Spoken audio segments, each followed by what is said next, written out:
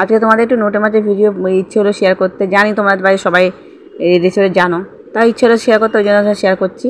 তো এর মধ্যে আমি নুন, হলুদ আর ধনে গুঁড়ো, জিরে গুঁড়ো দিয়ে দেবো, আর পেঁয়াজ কুচি, লঙ্কা, চেরা লঙ্কা, টমেটো কুচি আর ধরো একসঙ্গে সব রেখেছি কেটে এটা দিয়ে দেবো, আর ধনে পাতাও দিয়ে দেবো। জানি নামানোর মুখে দিলেই ভালো হতো, কিন্তু একসঙ্গে সব অনেকে কী করে মশলাটা কষে নিয়ে নোটে মাছ দেয়, কিন্তু আমি একসঙ্গে সব কিছু মিশিয়ে নেব। সর্ষের তেল দিলাম, এবারে আদা আর রসুন বাটাটা দেবো, দিয়ে একসঙ্গে ভালো করে মিশিয়ে নেব।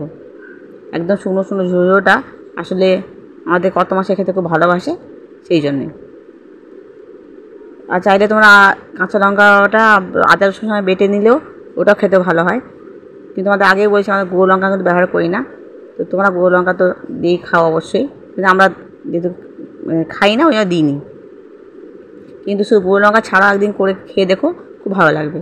তো জলটা দেখো পুরো টেনে গেছে আমার, তো ভিডিওটা একটু ফাস্ট করে দিয়েছি।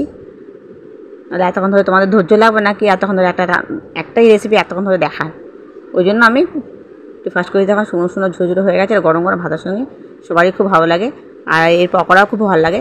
যদি কখনো পকোড়া বানাই সেটা শেয়ার করবো। তো আজকের মতো এইটুকুই, ভালো লাগলে অবশ্যই জানাবেন।